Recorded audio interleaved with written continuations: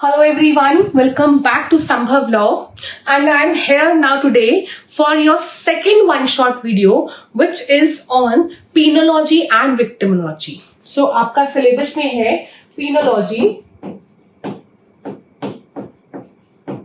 and victimology, right? So ये जो है हम पढ़ने वाले हैं. Again ये वीडियो आपको इंश्योर करेगा कि आपका जो एग्जाम है वो स्मूथली कंडक्ट हो पाए, आप इजीली आंसर्स कर पाए. एंड यहाँ आपको देखने से कंप्लीटली 5 के 5 यूनिट्स हम कवर करेंगे शॉर्ट में, जल्दी में, और उस तरह से करेंगे यहाँ पे क्वेश्चंस ना छूटे. हर डिटेलिंग इंपॉर्टेंट जो भी है सारे यहाँ पे आपके पास रहेंगे, जो कि बिकॉज ये सब्जेक्ट्स ऐसे हैं जो कि आपको मटेरियल कलेक्ट करने में डिफिकल्टी लगता है या आपने लॉ स्कूल से शायद नहीं पढ़ा होता है तो आप नहीं कर पाते. इसीलिए इसके वन शॉट लाए गए हैं कंप्लीटली एग्जॉस्टिवली ताकि वो आपको हेल्प आउट करे. ठीक है, तो मैं आपको यहाँ पे यूनिट वाइज बता देती हूँ एंड ये आपको हेल्प आउट करेगा फॉर श्योर. तो पूरी वीडियो एंड तक देखिएगा एंड अगर आपको अच्छी लगे वीडियो तो आप लाइक भी कीजिए, शेयर भी कीजिए, सब्सक्राइब भी कीजिए एंड टेलीग्राम ग्रुप को भी ज्वाइन कीजिए. ठीक है, so now here let's talk about your units. See here we have 5 units. Firstly unit number 1. In unit number 1 there are 3 topics. The first topic is about the punishment. यहाँ पे basically जो है ना हम punishments के बारे में बोल रहे हैं कि हम आपसे पनिशमेंट्स के बारे में पूछ सकते हैं. Then they are asking the theories of punishment. तो 5 theories I will be covering. ठीक है, preventive, deterrent, expiatory, reformative and retribution. ठीक है, तो ये आपका यूनिट 1 है, यहां पे हम ये कवर करेंगे. यूनिट 2 में इन यूनिट नंबर 2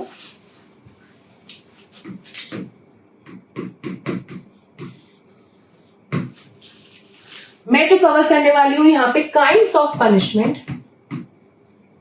काइंड्स में वेरियस काइंड्स. ठीक है, जैसे ब्रांडिंग, पिलरी, बहुत सारे, म्यूटिलेशन, बहुत सारे. ठीक, इसके बाद काइंड्स में काइंड्स हो गया. Then after this here capital punishment के बारे में भी करेंगे ना. एक चीज यहाँ पे आपको अपने आप से करनी है दैट आईपीसी में जो भी पनिशमेंट का एरिया है फ्रॉम सेक्शन 53 टू 73 ऑनवर्ड्स, जिसमें सॉलिटरी कन्फाइनमेंट एक्सेट्रा सब है, वो आप खुद से करेंगे. वो मैंने डील नहीं किया है, हालांकि वो सिलेबस में भी नहीं बताया हुआ, but I wanted to deal, लेकिन we have shortage of time. ये वन शॉट वीडियोस है, ये आईपीसी में आप ऑलरेडी कर चुके हैं तो ये आप खुद से करेंगे. ठीक, बट मैंने रेफरेंसेस आपको जरूर बताए हैं. Then unit 3 here we'll be dealing about prison reforms.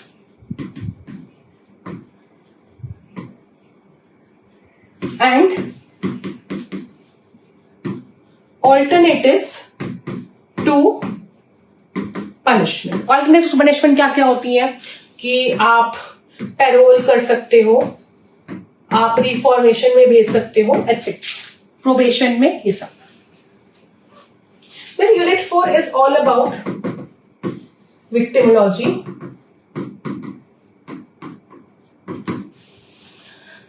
ठीक है, victimology का सब कुछ and restitution also here. Then last again unit 5 में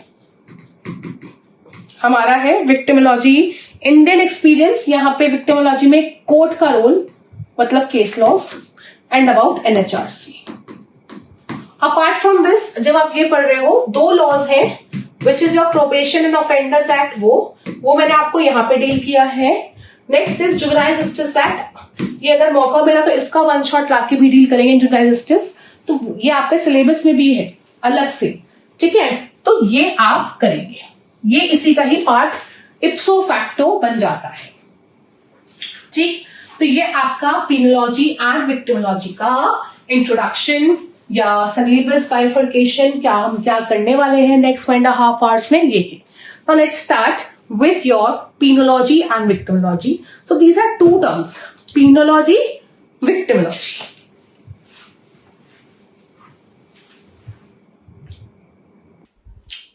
Basically now we have started penology, right? This is part A. Basically हम लोग जो है दो चीजें करने वाले हैं. One is your penology. Penology जो है ये आपका punishment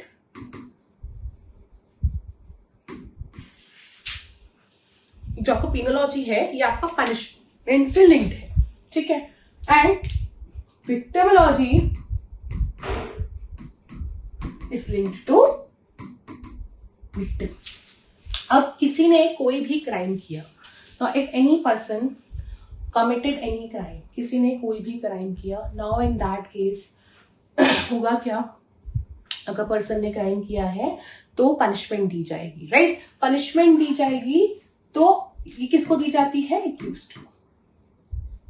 now victimology deals with victim. So they are two branches जो कि हम यहाँ पे पढ़ने वाले हैं, penology and victimology. Penology is linked with accused, victimology with victim. तो क्राइम्स में they are obviously two sides, prosecution and defence. Prosecution में क्या होता है? इन प्रोसिक्यूशन हम यहाँ पे victim is included in the prosecution side only. तो हमने विक्टिमोलॉजी में विक्टिम पढ़ लिया एंड पीनोलॉजी में हमने एक्यूज्ड के बारे में पढ़ लिया. Small intro, that's it. आगे चलते हैं. जो स्कोप है पीनोलॉजी का वो बहुत वास्ट है, इसलिए हमें यहाँ पे डीपली नहीं जाना, हमें तो एग्जाम पॉइंट ऑफ व्यू से पढ़ना है. Firstly what you have to do is that penology को ना सबसे पहली बार for the very first time it was coined in 1838. For the very first time it was coined in 1838 by Francis Lieber. किसने coin किया था? Francis Lieber ने, ठीक है. Penology for the very first time it was coined in, पहली चीज आपको ये लर्न करना है कब? 1838 में. और किसने किया था? फ्रांसिस लिबर ने किया था. So he was American scientist. ये हो गया. Next about definition. देखो, punishment is a type of a sanction. एक सैंक्शन है जो कि आपके ऊपर कौन इंपोज करता है? आपके ऊपर स्टेट इंपोज कर रहा है, अथॉरिटीज इंपोज कर रही है, ठीक है. बट उसका रीजन क्या है इंपोज करने का? उसका रीजन है ताकि आपके ऊपर सोशल कंट्रोल हो सके. See, punishment on the other hand is sanction. Punishment on the other hand is sanction which is imposed on the person for infringement of rules of society. ठीक. The next is the primary purpose of punishment is social control. And after that आपने ये juice में तो बहुत पढ़ा ही होगा, Austin. सबसे ज्यादा सैंक्शन के बारे में किसने बोला है? ऑस्टिन ने. तो this is intro we have done. Now let's move towards the forms of the punishment. देखो, बात होती है फॉर्म्स ऑफ द पनिशमेंट की जब यहाँ पे, तो एक चीज हमेशा ध्यान रखना, बहुत पहले टाइम पे ना जो पनिशमेंट थी, लिखा भी हुआ है मैंने, टॉर्चरस थी, ठीक है. ये रहा, they were very torturous, they were very cruel. हर जगह अलग अलग थी, हिंदू कोड में अलग, मुस्लिम में अलग. बट यहाँ पे हम हिंदू कोड की इसलिए डील कर रहे हैं बिकॉज यहाँ हिंदू कोड में क्या है, एग्जॉस्टिवली सबकी पनिशमेंट इन्वॉल्व है. बेसिकली मुझे आपको ये क्यों बताना पड़ रहा है, बिकॉज जैसे भी हम आगे चलेंगे ना, मैं आपको बताऊंगी स्टोनिंग, ब्रांडिंग, ठीक है, पिलरी, ये सब क्या होता है. तो ये एग्जाम में आपसे पूछ सकते हैं what this form of punishment includes. फिर 4 आपको दे दिए, ठीक है.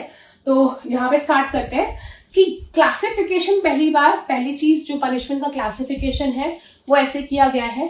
कैपिटल पनिशमेंट, जो सबसे टॉप, कैपिटल मतलब डेथ पेनल्टी, ये भी इसकी लीगैलिटी हम करेंगे. Next is your corporeal punishment. Other is a social punishment. Corporeal मतलब जो आपको लॉ बांध के देता है and all. And social is जैसे सोसाइटी आपको बॉयकॉट कर रही है. एज सच क्या हो रहा है, क्योंकि फॉर एग्जाम्पल आपने कुछ ऐसा क्राइम किया, मनी लॉन्ड्रिंग जैसा या वट एवर, ठीक है, बट आप किसी भी तरह बच निकले. बट सोसाइटी अब आपको क्या कर रही है कि पैसा नहीं देगी, इस तरह से देखेगी कि आप तो ऐसे पर्सन हो जो क्राइम्स करते रहते हैं. तो सोसाइटी जब आपको किसी तरह से पनिश करे, that is social punishment. Financial punishment मतलब पैसे जब आपको, फाइन्स जब आपको पे करने पड़ते हैं. Capital punishment, you know, capital punishment is nothing but जब आप किसी भी पर्सन को डेथ देते हो या किसी भी तरह, चाहे रेप से कर रहे हो चाहे मर्डर से कर रहे हो, इन दोज केसेस आपको क्या मिलती है, डेथ पेनल्टी मिलती है, and that is capital punishment. But in India capital punishment जो है वो मैंडेटरी नहीं है, मतलब मैंडेटरी इन द सेंस उसके साथ हमेशा ऑब्लिक में लाइफ इम्प्रिजनमेंट या कोई ना कोई पनिशमेंट होगा ही होगा। ठीक है, सो यहां से अब हमें स्टार्ट करना है। इन एंशिएंट इंडिया कैपिटल पनिशमेंट जो है वो बहुत कॉमन था, पहले बहुत कॉमन था। It was most extreme form of punishment and the methods of meting out this punishment varied from time to time. मतलब कैपिटल पनिशमेंट दी जाती थी बट किसी को किसी तरह से, किसी को किसी तरह से। Now let's start the various types of punishment। जो पहली punishment है यहाँ पे, that is your stoning। That is your stoning। See, stoning is that method of punishment in which the group, stoning नाम से तो लग रहा है कि आपने कोई एक्ट किया है, लोग आपके ऊपर stones फेंक रहे हैं। ठीक है, stoning is that method of punishment in which group of persons throw stones जब तक वो मरेगा नहीं। So this is also a form of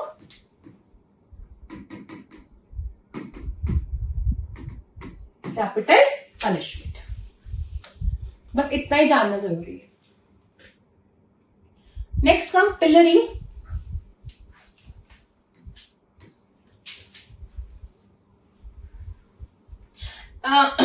पिलरी में क्या होता है, मतलब आपको पिलर की तरह बनाया जाता है। तो हेयर पर्सन को ना पब्लिक प्लेस में क्या करेंगे, जैसे उसका हेड ऊपर एंड हैंड्स उसके बांध के, जैसे जब डेथ पेनल्टी देते हैं ना उस तरह से कर दिया, और उसको एक आयरन के फ्रेम में लोहा बांध के रख दिया ताकि वो कहीं पर भी मूव ना हो सके। अब इसके ऊपर लोग स्टोन, टमाटर, जो मर्जी, एग्स वेग्स जो मर्जी फेंके। ठीक, थोड़ा सा पढ़ के देखो। Pillory, in pillory offender was compelled to stand in a public place with his head and hands locked in iron frame so that he couldn't move. Then he would be wiped, branded or stoned. ठीक है, और his ears, उसके या तो उसके कानों को कुचल दो, समथिंग, कुछ भी ऐसा कर दो। उसके बाद immurement. What is immurement? In this offender was constructed into wall, मतलब वॉल के अंदर उसके ऊपर हथौड़ा मारना, सब कुछ वॉल के ऊपर, उसके ऊपर मतलब वॉल से उसको चिपका दिया, फिर हथौड़ा मारना, ये सब करना। बट ये बहुत लीस्ट यूज होता था। देन दिस ऑल्सो बहुत नहीं था। Execution by elephant. यहां पे क्या है, एलिफेंट को एक पर्सन को एक इंटॉक्सिकेटेड, जिसने शराब पी हुई एलिफेंट हो, मतलब जो पागल हो गया हो, उसके पैर के नीचे रख देंगे। अब उसके पैर के नीचे अगर रख दिया तो वो एलिफेंट तो ऑब्वियसली पागल ही हो जाएगा और उसको कुचल कुचल के मार देगा। ठीक, बस अब सुनते रहिए। ठीक है, आपको सुनना है और कुछ नहीं करना। उससे क्या होगा कि आपके जो है माइंड में चीजें बनी रहेंगी। Next is your flogging. Flogging क्या है? It simply means whipping someone, whipping बोलते हैं, बीटिंग और whipping someone with a stick. Flogging is something जिसको हम बोलते हैं विपिंग। तो आप स्टिक से उनको मार रहे हो बार बार बार बार। अब हुआ क्या था कि इंडिया में भी ये चीज थी और इंडिया को इसमें मान्यता इंडिया ने इसको दी थी, विपिंग एक्ट 1864। मैंने अपनी नॉर्मल क्लासेस में भी कहा था, जो आपकी डेली क्लासेस हैं, कि विपिंग एक्ट आप 1864 लर्न करेंगे। ठीक है, उसके बाद क्या होता है, लेकिन इस चीज को रिपीट कर दिया गया 1909 में एंड इट वॉज देन, मतलब रिपीट तो किया बट फाइनली हर उसको अलग कर दिया गया 1955 में। Now the method of flogging, ये हर जगह पे डिफरेंट, बस आपको फ्लॉगिंग में इतना जानना है कि स्टिक से आप जो है पर्सन को, you are constantly beating with the stick.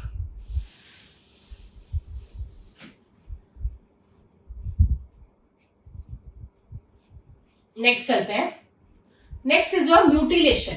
What is mutilation? Generally it is means to cause several damage to the body of a person. In other words, it means damaging a person by removing a part. जैसे मैंने आपको बताया था ना कि अगर किसी ने देखो आप ही एग्जाम्पल, किसी ने थेफ्ट कमिट किया है तो उसके हाथ कट कर लो, किसी ने कोई भी सेक्स ऑफेंस किया है तो private part. Mutilation is very very important, ये नहीं भूलना।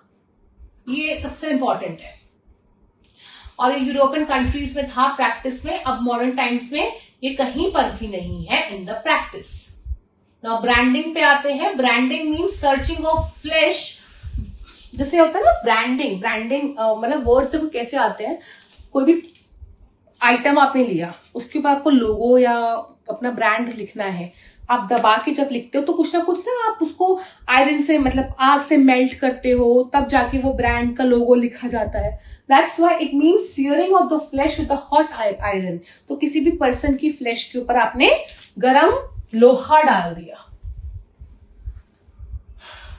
Specially with the foreheads, with the phrase describing his offence, कि देखो आपने ऐसा ऐसा किया है, ये किया है। और दूसरी चीज ये भी होता है कि उसके बाद ना उसके फोरहेड पे एक कोई ना कोई निशान छोड़ देते हैं। जैसे ब्रांडिंग में आप अपना ब्रांड का लोगो छोड़ रहे हो, तो यहाँ पे भी एक मार्क छोड़ देंगे ताकि जब भी वो सोसाइटी में जाए, है ना, तो वो आइडेंटिफाइड हो जाए, पता लग जाएगा सब में कि इस पर्सन ने कोई ना कोई जो है ऑफेंस किया ही किया है, इस पर्सन ने कोई ना कोई जो है ऑफेंस किया ही किया है।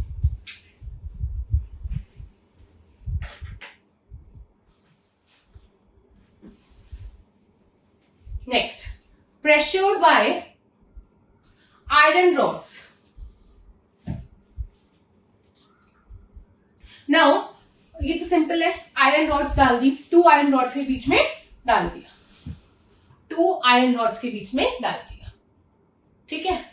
ये आपकी सारी की सारी जो पनिशमेंट्स हैं, दीज ऑल आर कॉर्पोरियल। ये सारी, कैपिटल मतलब डेथ पेनल्टी, कॉर्पोरियल मतलब इस कुछ फिजिकल टाइप की। Next we come to the social punishment.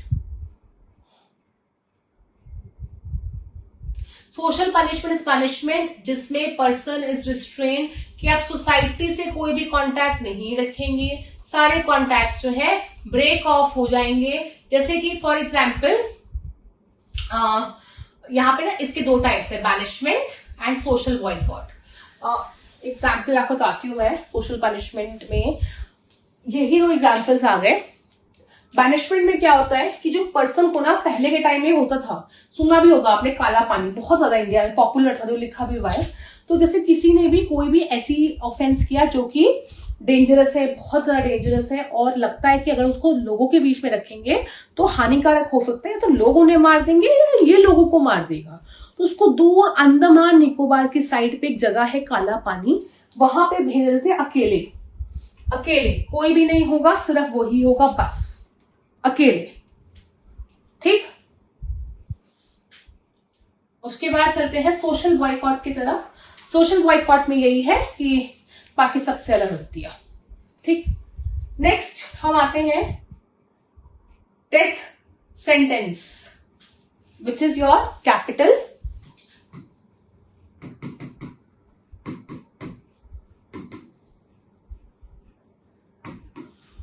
punishment. Death sentence, which is a capital punishment. Now, पहले आप समझ लो, उसके बाद मैं आपको बता भी दूंगी होता क्या है डेथ सेंटेंस में। इन कैपिटल पनिशमेंट पर्सन को आप मौत दे रहे हो, मृत्यु दे रहे हो। बट अगर इसकी 2 साइड्स देखें, ऑन वन हैंड वो क्या कर रहा है, जब आप किसी की, ठीक है उसने किसी का जो भी किया, मृत्यु करी या जो भी किया, बट उसको सुधरने का चांस तो मिलना चाहिए। एक थ्योरी ये कहती है कि उसको जिसने जैसा किया उसके साथ भी वैसा करोगे तो ये कैसी इंसानियत, ह्यूमन राइट्स वायलेट कर रहे हो, ठीक है। बट एक थ्योरी ये कहती है टिट फॉर टैट, जिसने जैसा किया उसका वैसा ही कर दो। तो थ्योरीज तो हम बाद में पढ़ेंगे। तो बिकॉज ऑफ दैट क्या होता है, एक डिबेट पैदा हो जाती है कि कैपिटल पनिशमेंट को आप सपोर्ट करते हैं या कैपिटल पनिशमेंट को आप इन अगेंस्ट लेके जाते हैं, ठीक है। सो इंडिया में कैपिटल पनिशमेंट है, डेथ पेनल्टी है, बहुत ही कम ऑफेंसेस में है, ज्यादा ऑफेंसेस में नहीं है। लेकिन एक जो आपका पहले था 303 पहले था, राइट, आईपीसी में सेक्शन, कि जिसने जो ऑलरेडी प्रिजन में है और प्रिजन में होके, प्रिजन में किस लिए है, मर्डर के लिए ही है, अगेन प्रिजन में होके फिर से मर्डर कर दिया, तो अब उसको मैंडेटरीली कैपिटल पनिशमेंट ही मिलेगा। ऑब्लिगेशन में कोई और नहीं था कि लाइफ इम्प्रिजनमेंट 20 साल या वट एवर, ये कोई भी ऑप्शन नहीं था, सिर्फ लाइफ इम्प्रिजनमेंट ही मिलेगा। तो इस चीज को बहुत अनकॉन्स्टिट्यूशनल माना गया कि आप किसी को सिर्फ और सिर्फ डेथ पेनल्टी दे रहे हो, बचने का बिल्कुल चांस नहीं दे रहे हो. That is unconstitutional, that is inhuman. So there was a case Machhi Singh versus state of Punjab, जहां पे इसको अनकॉन्स्टिट्यूशनल किया. पर और उसके बाद जैसे अब बीएनएस आपका आया है, तो उसमें इसमें हटा दिया गया है एंड पनिशमेंट को ऑब्लिक में लाइफ इम्प्रिजनमेंट भी कर दिया गया है. ठीक, तो ये आपका डेथ सेंटेंस का ये हो गया ना. अब sentencing policy death penalty is awarded under IPC for मतलब प्रेजेंट मर्डर. ठीक है, और बहुत जगह पे है. अब जब 2013 में जो निर्भया गैंग रेप हुआ था तब, और दूसरा 2018 में, इन 2 ईयर्स में ट्रैजिक मतलब बहुत सारे अमेंडमेंट्स हुए. सबसे ज्यादा तो 2013 में हुए, जो आपका वॉइज्म है 376A-B-C-D है ना, वॉइज्म, स्टॉकिंग, ये इसमें ऐड हुआ. रेप की पनिशमेंट भी 2013 के बाद ही बढ़ाई गई, वरना पहले 7 साल ही थी, लाइफ इम्प्रिजनमेंट थी ही नहीं. ठीक है, तो बहुत सारे चेंजेस लेके आए. जैसे अगर आपको तड़कता भड़कता छोड़ रहे हो विक्टिम को, जैसे निर्भया को छोड़ा गया था, तो उसमें पनिशमेंट ज्यादा हो जाएगी. 376E था आपका. अब ये सब बीएनएस में आ गया है, बट अभी फिलहाल हम आईपीसी के हिसाब से ही कर रहे हैं. बट द कॉन्स्टिट्यूशनल वैलिडिटी कि क्या डेथ पेनल्टी इज वैलिड है ना, और based on theories, first time जो ये रेज हुआ था दैट वाज योर 5 जज बेंच. आपको बेंच भी लर्न करने सुप्रीम कोर्ट की, एंड इसमें आपको रेशियो भी लर्न करना, because it's very important case. 4:1. जैसे आपके जो क्लैट के एग्जाम्स होते हैं ना, जो आपके क्लैट के एग्जाम्स होते हैं, वहां पे आता है ये. ठीक है, सो मेजोरिटी ऑफ 4 जजेस, Bachchan Singh versus state of Punjab में ये हेल्ड हुआ था कि यस बिल्कुल आप डेथ पेनल्टी दे सकते हो, बट उसमें आपको क्या देखना है कि वो rarest of the rare case हो. जरूरी नहीं है कि आपने मर्डर किया तो आपको डेथ पेनल्टी मिलेगी. आपको ये देखना है that the case should be rarest of the rare case. जो केस होना चाहिए वो rarest of the rare case होना चाहिए. कहने का मतलब ये है दैट आपको ये देखना है कि वन साइड पे एग्रावेटिंग सर्कमस्टांसेस क्या है. एग्रावेटिंग मतलब ऐसे सर्कमस्टांसेस कौन कौन से हैं जो कि डेथ पेनल्टी को फेवर कर रहे हैं. नेक्स्ट, ऐसे सर्कमस्टांसेस कौन कौन से हैं जो कि आपको डेथ पेनल्टी को डिसफेवर कर रहे हैं. और जैसे अकाउंट्स में होता है ना लेजर, जिसका पलड़ा भारी होगा वो दे दी जाएगी. तो ये rarest of the rare case में ही होगा. अब मान लो से सलमान खान है, उसने बहुत सारे ऑफेंसेस किए, सब किए, पर उन्होंने बहुत अच्छे काम भी किए, बहुत लोगों की हेल्प करी, है ना. आपको ये कहां से इंपॉर्टेंट है, ये एग्रावेटिंग सर्कमस्टांस में हम ये देखते हैं कि उसने कितना ज्यादा डेंजरस एक्ट किया है. और मिटिगेटिंग में हम देखते हैं उसने ऐसे कौन कौन से अच्छे काम किए हैं कि उसकी पनिशमेंट कम होनी चाहिए, है ना. तो ये हो गया. तो ये आपको इसमें क्या लर्न करना है, एक तो 5 जज बेंच आपको लर्न करना है, 4:1 लर्न करना है. ठीक, उसके बाद as I told you already, Machhi Singh versus Punjab, ये मैं डिस्कस कर चुकी हूं. So here Supreme Court elaborated कि rarest of the rare case क्या होता है, एंड वही चीज बैलेंस जो आपको समझा दिया of aggravating and mitigating circumstance, वो सारा बता दिया. एंड इसी में ही 303 की भी चर्चा हुई थी. यानी इसमें आप एक केस लहना versus Haryana if you want, but not very important, ये लिख सकते हो. विक्टिमोलॉजिकल तुम बाद में आएंगे. ये जो है आपका this portion is your introduction of your penology. This entire section is your introduction of penology.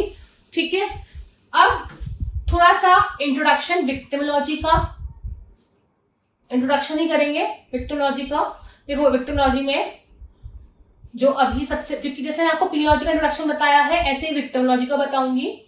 Then victimisation क्या होता है वो बताऊंगी. टाइप्स ऑफ विक्टिमाइजेशन, जैसे हमने टाइप्स ऑफ पनिशमेंट्स किया, वैसे यहाँ पे विक्टिमाइजेशन के टाइप्स, एंड इंडिया में विक्टिमोलॉजी कैसे कैसे है थोड़ा सा ही. ठीक है, ये हम नेक्स्ट में करेंगे, इंडिया में कहाँ कहाँ पे है. सो यहां तक हेयर पहले हम डिस्कस करेंगे, दोनों का पार्ट ए ना। विक्टिमोलॉजी तो मैंने आपको ऑलरेडी बता दिया that victimology is something which deals with victim. But victim defined कहां पे है ना, बात ही आती है विक्टिम जो है वो डिफाइंड कहां पे है। विक्टिम डिफाइंड यहां पे है, see the UN declaration on basic principles of justice for victims of crime and abuse of the power. So this is the convention. This is the convention. आगे जाके आपको इसका ईयर भी मिलेगा।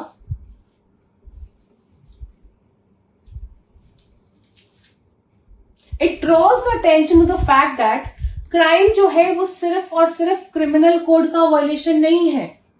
जब क्राइम हो रहा है तो सिर्फ और सिर्फ सोसाइटी या सीआरपीसी वायलेट नहीं हो रही है, विक्टिम्स भी वायलेट, मतलब उनको भी हार्म हो रहा है। और हार्म जरूरी नहीं कि सिर्फ फिजिकल हार्म होता है, उनको जो हार्म हो रहा है it can be emotional, it can be physical, it can be economic, it can be mental.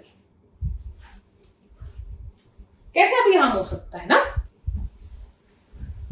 Harm तो हार्म है, कैसा भी हार्म हो सकता है।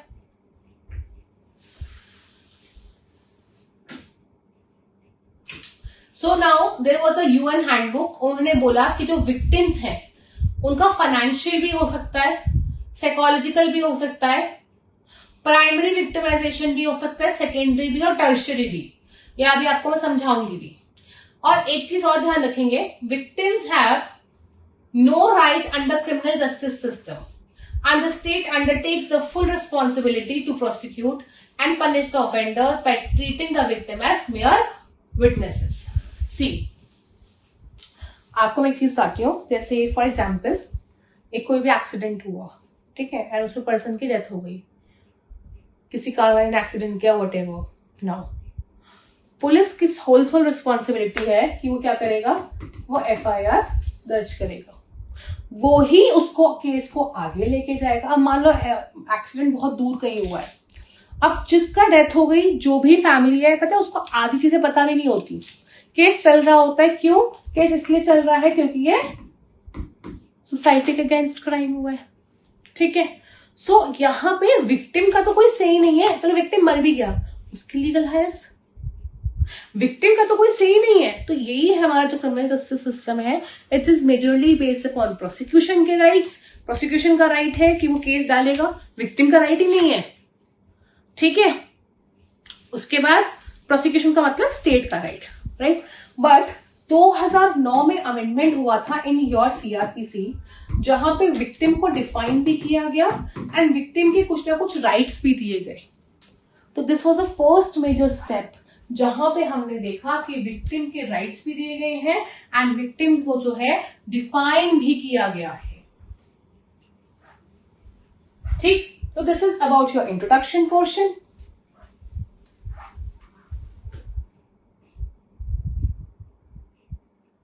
इसके बाद चलते हैं विक्टिमाइजेशन पे। It says that the first theory to explain victimization, अब इसकी थ्योरी सबसे पहले किसने बनाई थी, it was developed by Wolfgang, जब उन्होंने फिलाडेल्फिया में इस पे स्टडी किया। बस आपको यही लर्न करना है। अब बट विक्टिमाइजेशन ना आप समझ नहीं पाओगे ये होता क्या है। ये पढ़ते हैं, victim precipitation theory argues that there are victims who actually initiated the confrontation that led to their injuries and death. Although this was a result of the study of only one type of crime, but this idea was raised. ये बोलता है victimization that कभी कभी victim जो है खुद अपने आप को victim बनाता है। It's not the accused जिसने crime commit किया है, it's the victim जिसने क्राइम कमिट करवाया है। आप समझ रहे हो, इट्स द विक्टिम जिसने क्राइम कमिट करवाया है।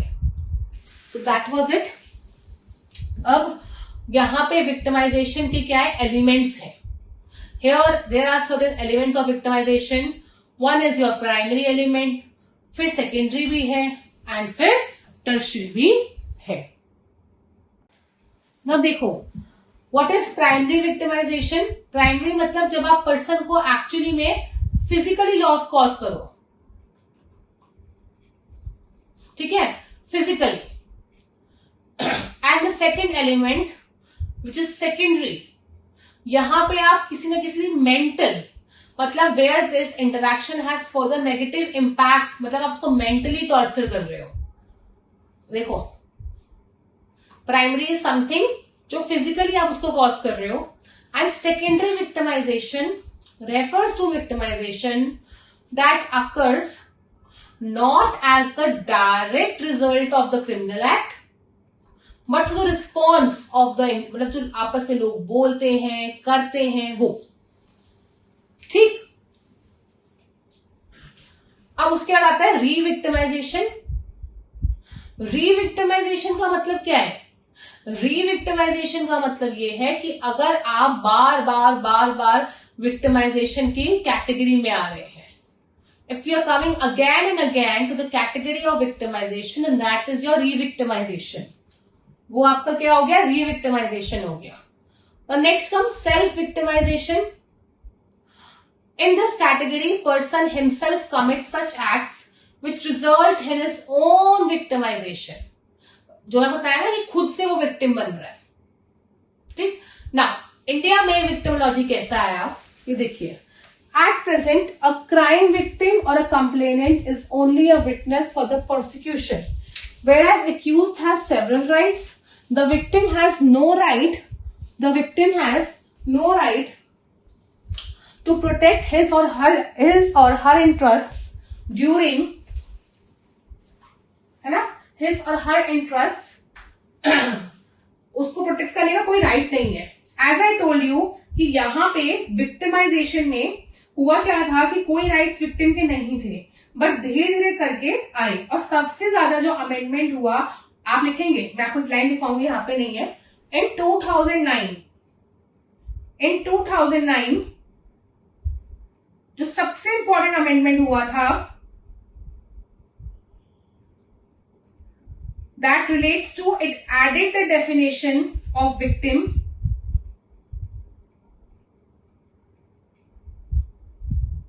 ये बस आप लाइन लिखेंगे.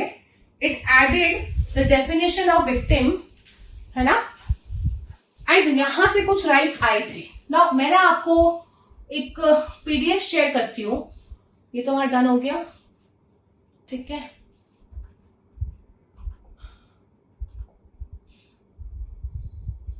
This is my Telegram.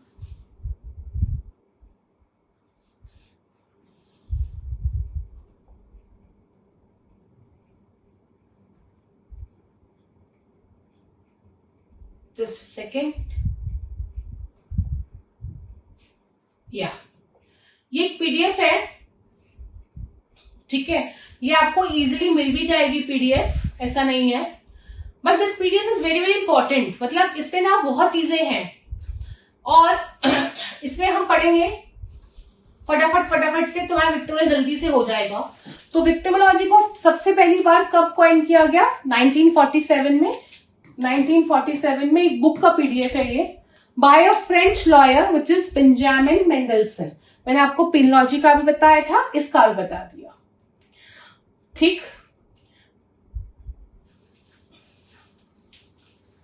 उसके बाद लिखते रहेंगे शॉर्ट में, फटाफट आगे चलेंगे. इसके बाद विक्टिमोलॉजी इज समथिंग जो कि आपका इंटरनेशनल इंटरेस्ट का एरिया है, and that is why it has become very important. पूरा पीडीएफ नहीं करना है, जितना जितना मैं बता रही हूं सिर्फ उतना ही करना है, बस. That's it.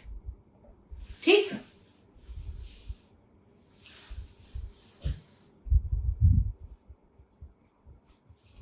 Now victimization, since we have done, so I'm leaving it right now. Objectives and all, ये मेंस के लिए जरूरत होते हैं. अब विक्टिम कौन है? विक्टिम इज अ पर्सन जिसके ऊपर बीती है. विक्टिम कौन है? जिसके ऊपर बीती है, एंड उसको डिफाइन कहाँ किया गया है? This we have done UN declaration on justice to victims of crimes and victims of abuse. यहीं पे सबसे पहली बार जो है डिफाइन किया गया था विक्टिम को. ठीक.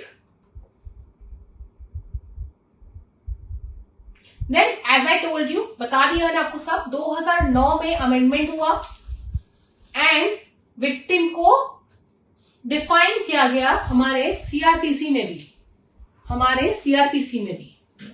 और बोला गया कि जैसे विक्टिम अगर मर जाता है तो इन दैट केस विक्टिम कौन हुआ, उसके legal heirs.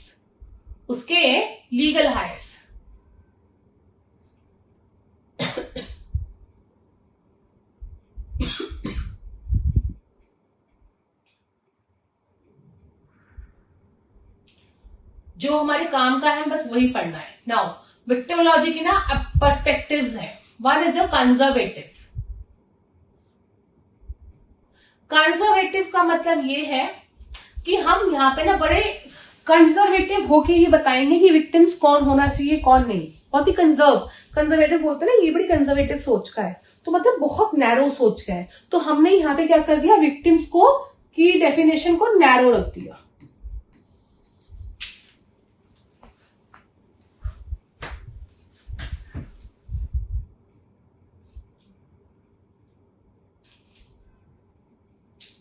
Then one is your liberal, मतलब हमने स्कोप को बहुत ही बियॉन्ड, बहुत ही बड़ा, wide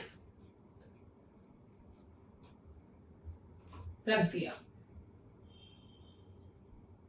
and other is your radical critical. It's something जो कि with time, you know, radical and critical का मतलब ये है कि with time it will evolve, with society it will evolve. Definition हम क्रिटिक्स पे छोड़ रहे हैं यहाँ पे। I hope you are jotting down the points.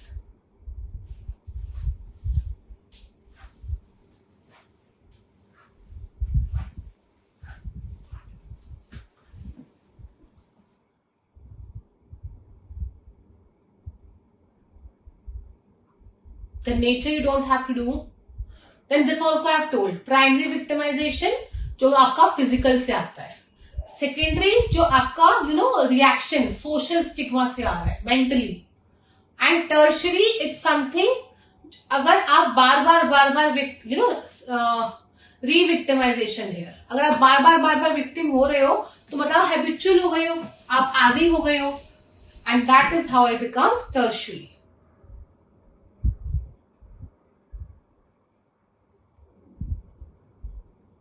ना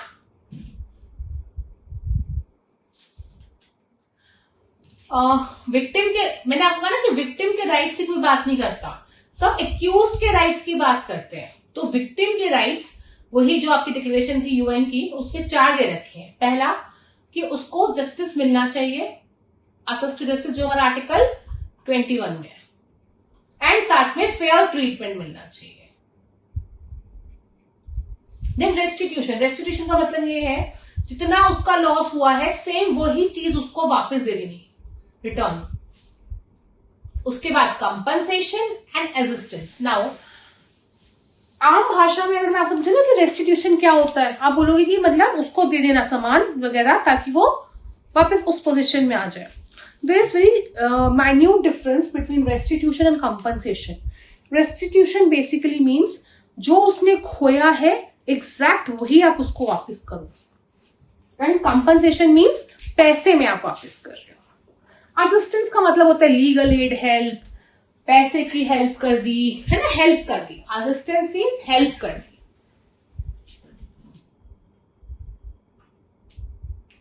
ठीक है, विक्टिमोलॉजी का थोड़ा सा ही बचा, ज्यादा नहीं बचा, इसको ही कंटिन्यू कर रहे हैं। ये विक्टिमोलॉजी का एक इंपॉर्टेंट केस है, ये आप नोट कर लेंगे। P Ramchandra versus state of Karnataka. इन्होंने विक्टिम्स ऑफ क्राइम के बारे में बहुत कुछ बोला था। P Ramchandra Rao versus state of Karnataka. And exam में आपसे पूछ सकते हैं कि कौन सी कमेटी है जो कि डील करती है विक्टिमोलॉजी पे। You will say मैलीमथ committee, year पूछेंगे 2003। Second committee is second administrative reforms committee, not the first, it's second. Then law commission कौन सी रिपोर्ट है, ये भी आपको लर्न करना है, 226 रिपोर्ट। तो दिस पैराग्राफ, इसको आप नोट कर ले, इसका स्क्रीनशॉट ले ले, आई वुड से इतने का।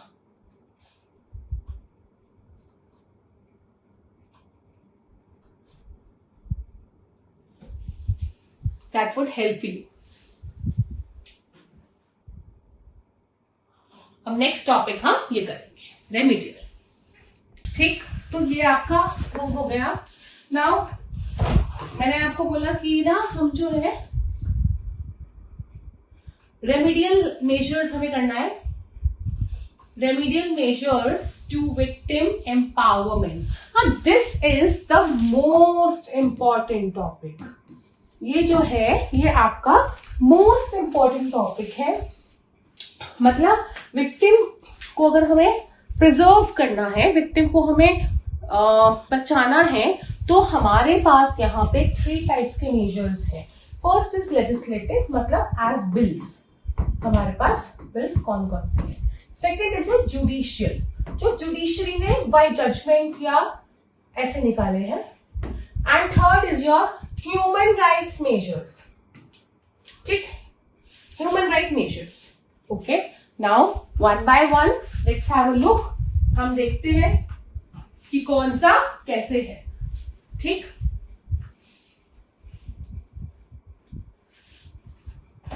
चलिए लेजिस्लेटिव की बात करते हैं। यहाँ पे फर्स्ट ऑफ ऑल हमारा जो सीआरपीसी है उसके सेक्शन 357 में क्या है, ये आपको कॉम्पनसेशन देता है ना। थोड़ा ये तो आप ऐसे सीआरपीसी में पढ़ लेंगे, जस्ट नीड टू नो कि सेक्शन कौन सा है 357, बट आई वुड से कि आप काउंटर पार्ट बीएनएसएस में भी कर ले। ठीक है, उसमें भी कर ले।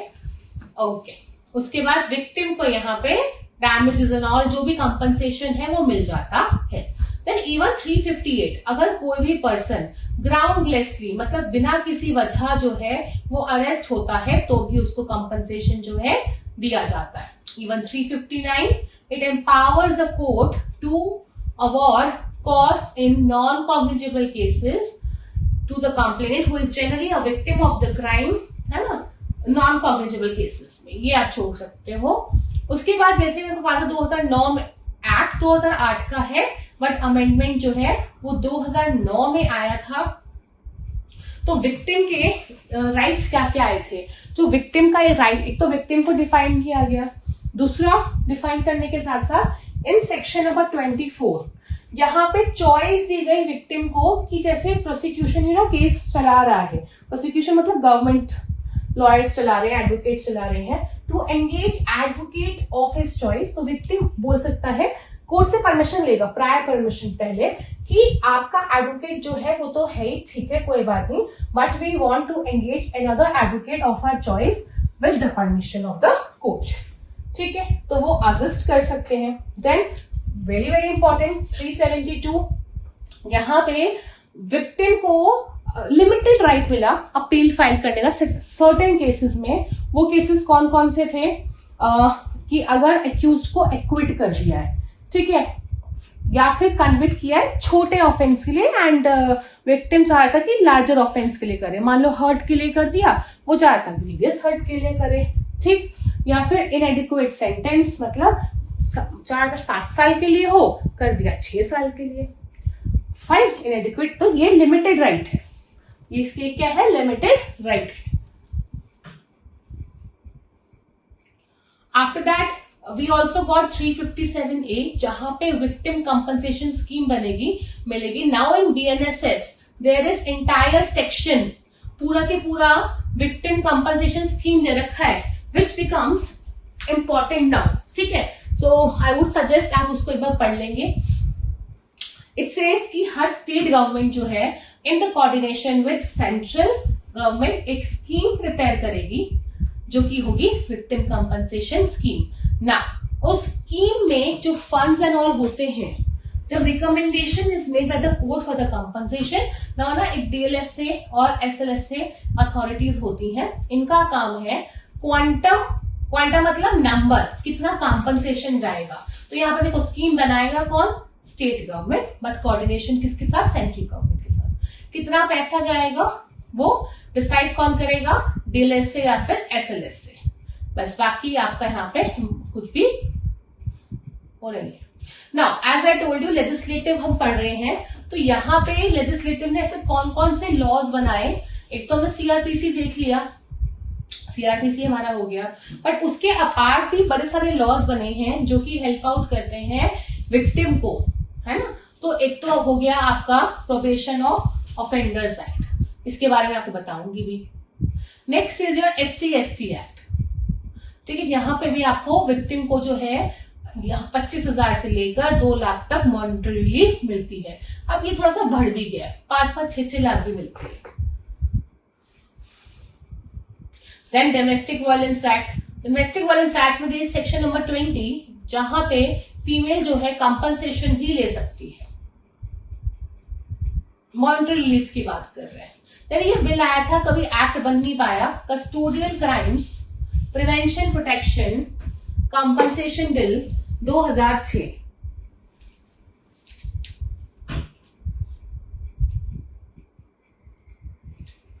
Then there is communal violence bill, ये भी बिल है, इनके एयर्स याद रख लें आप लोग।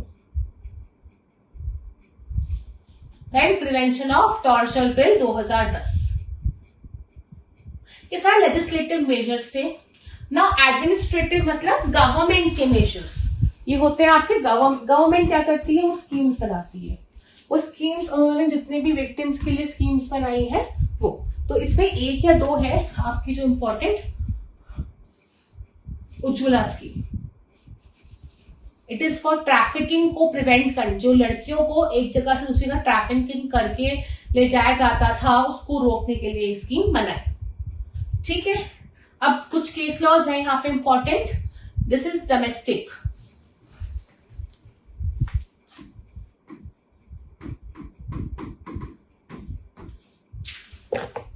Right. Domestic working women forum versus union of India, versus union of India, right.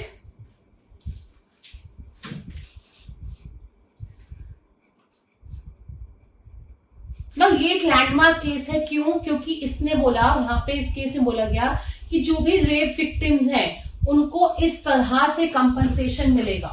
Apart from, देखो यहाँ पे क्या रेप केसेस एंड ऑल में, अपार्ट फ्रॉम व्हाट स्टेट दे रहा है, एक कंपनसेशन अलग से दिया जाएगा। वो जो कंपनसेशन है रेप विक्टिम को, यहाँ पे अप टू 2 लाख, एंड एक बोर्ड बनेगा जो इंजरीज डिटरमाइन करके बताएगा कि जितना पेन है उसके अनुसार जो है दिया जाए।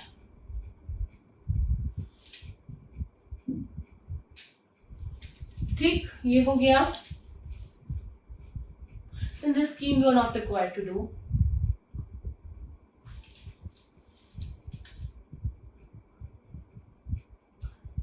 ये आप कर सकते हैं कि ये जो कमीशन है, नानावती कमीशन, ये जो सिख के राइट्स हुए थे ना 1984 में, उसमें जो भी विक्टिम बने थे, इसी कमीशन ने डिटरमाइन किया था कि कितना कंपनसेशन दिया जाए और कितना नहीं। 10 टाइम्स कहा था। नाउ प्रिजनर्स, जो प्रिजनर्स गलत हो जाते हैं, इनमेट मतलब उनको कैद किया जाता है और supreme court in state of Gujarat versus honourable high court of Gujarat, ये केस आप लिख लेंगे।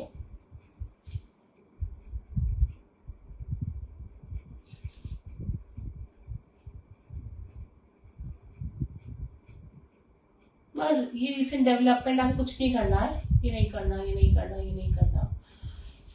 Then one more right is there judicial में कि आपको, आप क्या कर सकते हो, डायरेक्टली अंडर आर्टिकल 32 रिट में जा सकते हो सुप्रीम कोर्ट में, एंड 226 में हाई कोर्ट।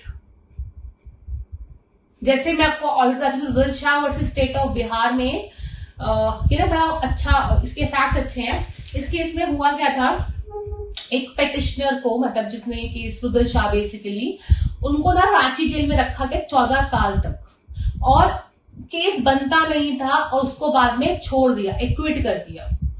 तो क्योंकि ये बहुत पहले का केस था, इसलिए उस टाइम पे 35,000 35 मतलब आप 2003-4 के अराउंड जजमेंट आया था, ये 1983 का केस है ना, तो 35,000 दिया गया। वो आज के टाइम पे you can say this is all around 2 to 3 lakhs।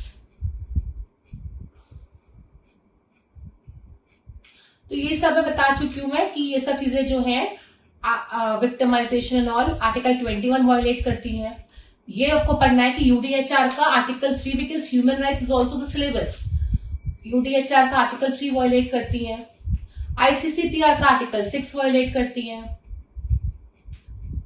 ठीक, बस आई थिंक देन डी के बाद आई ऑलरेडी टोल्ड यू, यहां से एक वो आया था principal ओबिजस इमिली Remedium.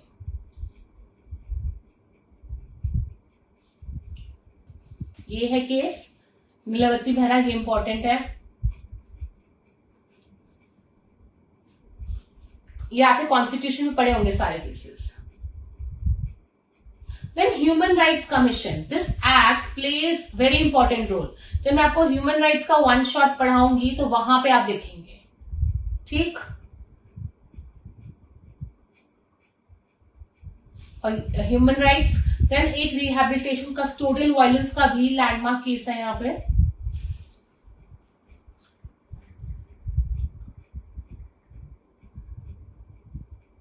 I think that's it या। So this is all about victimology. हमने केस लॉस कर लिया यहाँ पे। विक्टिमोलॉजी में आपको क्या करना है, सबसे पहले हु इज विक्टिम उसकी डेफिनेशन देखनी है। शॉर्ट में सुन लो, हु इज विक्टिम उसकी डेफिनेशन देखनी है। फिर 3 टाइप्स के विक्टिम होते हैं, प्राइमरी, सेकेंडरी, टर्शियरी, उसका क्लासिफिकेशन जानना है। ठीक है, उसके बाद थोड़े बहुत उसके यूडीएचआर में कौन सा आर्टिकल है, आईसीसीपीआर में कौन सा है, ये जानना है। ठीक है, देन केस लॉज आप जानेंगे and legislative measures and all, ये सब कौन कौन से लिए गए। तो very short, very crisp.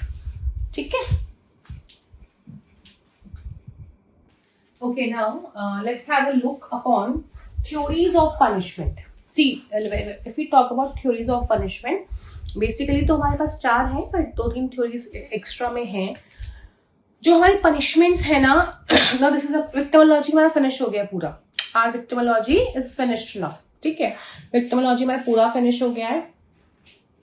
Now, in this lecture we will be dealing about, in this lecture नहीं मतलब ये वाला पार्ट में, theories of punishment. Now you see, theories से अगर हम बात करते हैं, one is your deterrent theory। ठीक है, एक है ये आपकी deterrent theory। अभी आप ऊपर से देखो सिर्फ, deterrent का मतलब पता है क्या होता है, डराना। Next is retributive। retributive का मतलब होता है जिसने जैसा किया उसको वैसा ही। लिखा है tooth for tooth, I for I, limb for limb, nail for nail. किसी ने आपको दांत दिया तो आप उसको दांत, किसी ने आपको 100 रुपए दिए तो आप उसको 100 रुपए ही दोगे। उस तरह से 101 भी नहीं दोगे और 99 भी नहीं दोगे। ठीक है, ये इस तरह से है theory retributive. Next is your prevention. Prevention मतलब आप जो है प्रिवेंट करने की कोशिश करते हैं, you try to basically prevent. ठीक, इसके आगे चलते हैं। प्रिवेंशन के बाद रिफॉर्मेटिव में आप सुधारने की कोशिश करते हो क्रिमिनल को, आप क्रिमिनल को सुधारने की कोशिश करते हो, एक्यूज्ड को। ठीक है, नेक्स्ट इज योर एक्सपायरेटरी। ये थोड़ी सी डिफरेंट है, समझाऊंगी मैं जब एक्सपायरेटरी आएगी तब समझाऊंगी। और ये एक अलग कंसेप्ट है पैरोल। पैरोल मैं आपको 2 से 3 बार बताऊंगी। ठीक है, चलिए अब इसको पढ़ते हैं।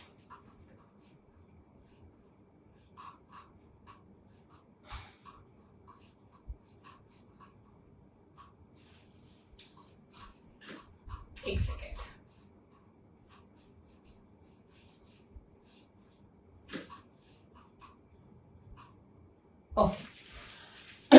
डेटरेंट मतलब डर पैदा करना। जो हमारी कैपिटल पनिशमेंट है ना,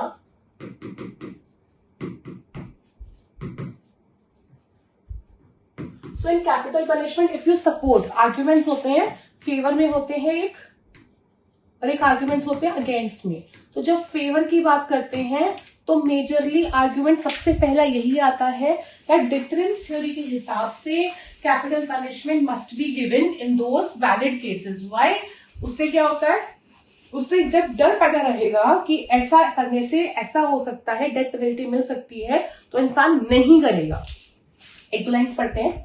the act of incaptivating someone from inflicting harm is known as incapacitation. अब डेटरेंस थ्योरी जो है ना इनकैप्सिटेशन पे भी काम करती है। ये आपको असर्शन रीजनिंग में आ सकता है। जैसे कि अगर आपको याद होगा तो मैंने जब आपको फॉर्म्स ऑफ पनिशमेंट बताया था तो मैंने आपको एक चीज ये बताया था म्यूटिलेशन में कि अगर आपने थेफ्ट किया तो आपके हाथ काट देते हैं, अगर आपने कोई सेक्सुअल एक्टिविटी करी है, ऑफेंस करा है, तो आपके सेक्स पार्ट्स, आपके प्राइवेट पार्ट्स काट देते हैं। ठीक है, तो क्या किया, आपको इनकेपेबल कर दिया। सिमिलरली ये भी इसी फॉर्म में ही है कि अगर किसी भी पर्सन ने, है ना, कोई भी ऐसा कोई कार्य करा है तो आप मतलब इस तरह से उसका हाल कर दो कि अब वो दोबारा करने से इनकेपेबल हो जाए।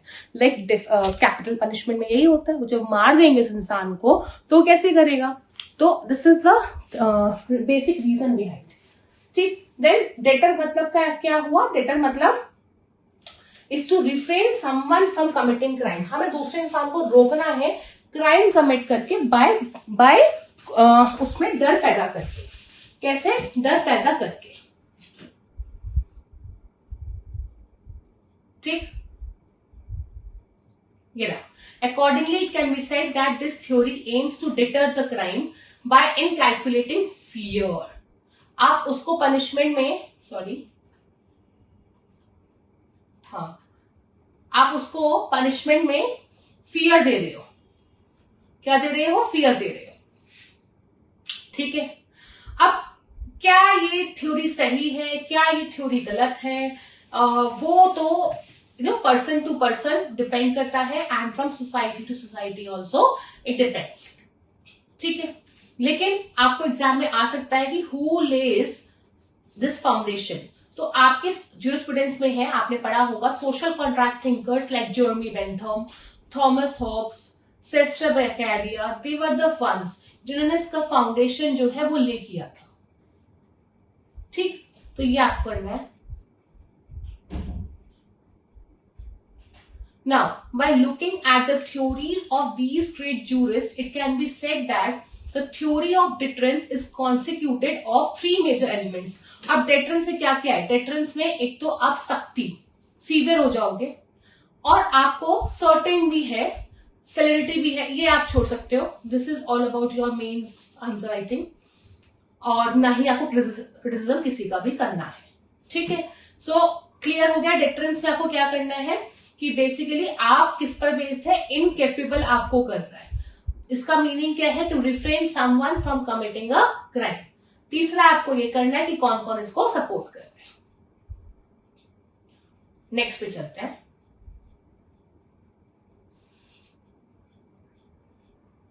रेट्रिब्यूटिव, जैसे कि मैंने आपको बताया, एन आई फॉर एन आई, है ना, and tooth for tooth, tooth for tooth, I for I, limb for limb, nail for nail. जिसने जितना किया, देखो डेटरेंस में क्या था, आपने चाहे इतना किया है, उससे ज्यादा बढ़ के हम पनिशमेंट दे रहे हैं। क्यों? मेन एम है डर पैदा करना। पनिशमेंट कितना दे रहे हैं वो मैटर नहीं कर रहा है, डर पैदा करना इज द एम, एंड दूसरा एम है इनकेपेबल करना। यहां पे ये है, जैसे फॉर एग्जाम्पल जिसने जितना कोई ऑफेंस किया है उसके नाप तोल में उतनी पनिशमेंट दे देना। रेट्रिब्यूटिव इज द मोस्ट बेसिक। अब हमारे जो है ना, जो लेजिस्लेचर ने जो बनाया है वो इस हिसाब से ही बनाया है। किसी ने थेफ्ट किया है तो 3 साल की सजा दे दो, किसी ने रेप किया है तो 7 साल, रेप विद मर्डर तो ज्यादा। ठीक है, नाप तोल के किया है ना, तो उसी तरह से ही अभी रेट्रिब्यूटिव जो है, हमारे लेजिस्लेचर ने रेट्रिब्यूटिव को बहुत ज्यादा यूज किया है। अब यहाँ पे सैलमन जी हमारे जो हैं जूरिस्ट हैं, वो पिक्चर में आते हैं। He says that the purpose of retributive form of punishment is to retaliate the harm inflicted by a criminal onto the society.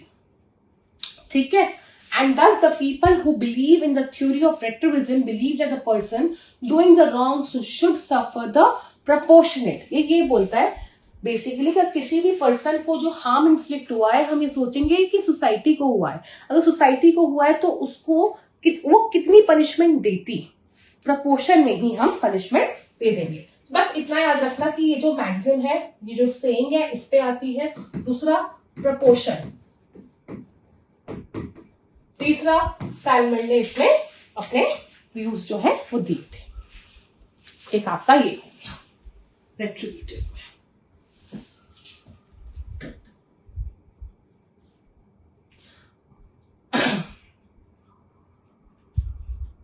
ठीक है, अब इसमें इसको एक नाम से और जानते हैं, वेनेजियंस थ्योरी। बिकॉज इसमें क्या है ना, हम सोसाइटी को मैसेज दे रहे हैं। ठीक, ये आप लिख लेंगे वेनेजियंस थ्योरी। नाउ प्रिवेंटिव थ्योरी, अगर हम बात करते हैं प्रिवेंटिव थ्योरी की, सो दिस प्रिवेंटिव थ्योरी, यहां पे प्रिवेंटिव थ्योरी में ऑस्टिन ने, बेंथम ने, मिल ने क्या क्या बोला है, इन सब ने यहां पे भी प्रिवेंटिव में क्या है, हमें रोकना है क्राइम को प्रिवेंट करने से। तो हम कैसे रोक सकते हैं? रोक ऐसे सकते हैं कि अगर हमें पता लग रहा है कि कहीं पे क्राइम होने वाला है, तो पहले से ही प्रिकॉशंस ले लिए, पहले से ही प्रिकॉशंस ले लिए। अब दूसरी चीज है प्रिवेंटिव, और दूसरी चीज अगर क्राइम कोई हो भी गया है तो बाकी क्राइम्स को करने से रोकना। समझो, दो कंसेप्ट है। और ये आपसे पूछ सकते हैं एग्जाम में कि ये जैसे है ना, nail for nail, limb for limb, अगर आया तो आप क्या लिख दोगे, रेट्रिब्यूटिव, सीधा सीधा। अगर आया justice delayed is justice denied, तो प्रिवेंटिव थ्योरी। ठीक है, आप जस्टिस उसी टाइम दो, तभी तो आगे के क्राइम्स जो है आपके प्रिवेंट होंगे। बिकॉज प्रॉम्प्टनेस होना बहुत जरूरी है, उससे क्राइम्स भी बहुत कम होते हैं, क्योंकि ये फ्यूचर को देख रहा है, it's seeing the future, right. अब ये कहीं ना कहीं डिटरेंट से लिंक्ड है, बट आपको यहाँ पे एज सच कुछ करने की जरूरत नहीं है। Why it is linked, how it is linked, ऐसा, क्योंकि ये सब जो है थ्योरी में होता है, राइट। सो क्रिटिसिज्म आपको करना नहीं है। नेक्स्ट हम आते हैं रिफॉर्मेटिव। इससे पहले थोड़ा सा आपको ना यहाँ पे कुछ चीजें बताना चाहूंगी रिफॉर्मेटिव में। जैसे अभी हम रिफॉर्मेटिव में मैं आपको बताऊंगी, रिफॉर्मेटिव बता के देन एक और एक्सपायरेटरी, वो बस थोड़ा सा ऐसे ही है। फिर मैं आपको पैरोल पे लेके जाऊंगी, प्रोबेशन पे लेके जाऊंगी, जुवेनाइल जस्टिस पे लेके जाऊंगी। क्यों ऐसा क्यों मैं बोल रही हूँ? ऐसा मैं इसलिए बोल रही हूँ स्टूडेंट्स, क्योंकि उसका रीजन ये है कि जो रिफॉर्मेटिव है it's somewhat linked with them only. ठीक है, रिफॉर्मेटिव जो है वो महात्मा गांधी ने प्रिंसिपल कहा था that condemn the sin not the sinner. ठीक है, आप कंडेम मतलब छोड़ोगे, किसको छोड़ोगे? सिन को। ठीक है, मतलब मारपीट, आपको सिनर को नहीं छोड़, मतलब आपको सिनर को तो प्रोटेक्ट करना है। आप ये नहीं कि किसी ने क्राइम करा है तो उसको ही मार दें, सिनर को नहीं मारना है, क्राइम को मार दो। ठीक, तो दिस रिफॉर्मेटिव थ्योरी को हम रिहैबिलिटेटिव सेंटेंसिंग भी बोलते हैं, एंड ये इसी पर ही बेस्ड है। देखो क्या है, it's based upon human rights. ठीक है, ये बोलते हैं किसी ने अगर क्राइम किया है तो हम डिफरेंट मेथड से उसको सुधारते हैं, उस जानवर को वापस इंसान बनाते हैं। और किसी ने क्राइम किया है, आप क्या करो, आप उसको रिफॉर्मेशन में भेजो, अच्छी कम्युनिटी में भेजो, अच्छी सोसाइटी में भेजो। ठीक है, and this basically happens a lot in juvenile. Juvenile का तो, जुवेनाइल कौन होते हैं? जो 18 साल से कम है। जुवेनाइल का entire concept is based upon reformation. ठीक है, एंटायर कंसेप्ट रिफॉर्मेशन पे बेस्ड है। क्यों? क्योंकि 18 साल से कम जो बच्चा है उसने क्राइम तो कर दिया, अब लॉ के हिसाब से पनिशमेंट तो मिलनी चाहिए, बट लॉ एक तरफ से ये भी सोचता है कि अभी उसका माइंड उतना वो नहीं था, है ना, तो हम उसको सुधार सकते हैं और वापस जानवर से इंसान बना सकते हैं। तो उसको क्या करेंगे, उसको वेलफेयर होम्स में भेजेंगे, अच्छी अच्छी किताबें पढ़ाएंगे, कम्युनिटी सर्विसेज देंगे, ट्रेनिंग देंगे, ताकि वो जब इंसान बन जाए तो और जेल में नहीं उसको डालते, इंसान बन जाए, वापस उसको सोसाइटी में डाल दिया। तो अगर उसने क्राइम करा, वो या तो आप क्या करते, उसको मार पीट के वो खत्म कर देते, यहाँ पे आपने उस पर्सन को इंसान वापस बना दिया। This is how human rights go on, और ये रिफॉर्मेटिव थ्योरी जो है इसी पर ही है। ठीक है, सो आ गया ना, this theory is purely based upon the human concept purely. अब यहाँ पे एक बहुत इंपॉर्टेंट केस था जो कि जस्टिस कृष्ण अय्यर जी द्वारा दिया गया है, Mohammad Giasuddin versus state of Andhra Pradesh. Every saint has a past and every sinner has a future. कि देखो जो भी हो गया उसको भूल के आप एक नई ह्यूमन शुरुआत करो, ह्यूमन शुरुआत, ह्यूमन ये वाला शुरुआत आप करो, ठीक। और जो मैंने आपको बताया दैट ये बहुत सक्सेसफुल है विद द जुवेनाइल्स, ठीक है। एंड ये कुछ टर्म्स है समझा देती हूँ, पैरोल को भी समझाऊंगी। Next is pardon, probation, commutation, remand homes etcetera. अब हम क्या करते हैं, हम रिफॉर्मेशन में हम क्या क्या चीजें यूज करते हैं। In reformation we use parole, parole में भी आपको समझाऊंगी। वी यूज पार्डन, मतलब किसी ने कोई ऑफेंस किया है क्षमा कर देना, कॉन्स्टिट्यूशन का आर्टिकल 72, 161, देन सीआरपीसी में भी है, ठीक है, पार्डनिंग सीआरपीसी में भी है। देन प्रोबेशन, प्रोबेशन भी आपको समझाऊंगी। प्रोबेशन ये होता है कि किसी भी पर्सन ने अगर 3 साल तक का ऑफेंस किया है बट उसका अगर कंडक्ट गुड कंडक्ट है तो प्रोबेशन पर छोड़ देते हैं, सिक्योरिटी लेके प्रोबेशन पर छोड़ देते हैं, ठीक। देन कम्युटेशन, कम्युटेशन में क्या होता है, basically in commutation we change the nature of the sentence. कि किसी को अगर डेथ पेनल्टी मिली है तो आप क्या करोगे, आप उसको लाइफ इम्प्रिजनमेंट कर दो। किसी को लाइफ इम्प्रिजनमेंट मिली है तो उसको रिगरस इम्प्रिजनमेंट कर दो।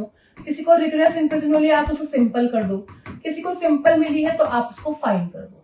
आपने क्या किया, पनिशमेंट की नेचर को हल्का कर दिया, कम कर दिया। नेक्स्ट इज रिमांड होम्स, मतलब ऐसे होम्स में भेजना जहां पे वो सुधर के आ सके, जहां पे वो सुधर के आ सके। तो बेसिकली दिस थ्योरी इन्वॉल्व्स कि आपका पूरा के पूरा ध्यान जो है उसको ट्रांसफॉर्म करने में है, उसको री एजुकेट करने में है, वहां लिखा हुआ है री एजुकेट करने में है। उसमें आप स्किल्स डालोगे, ये सब करोगे।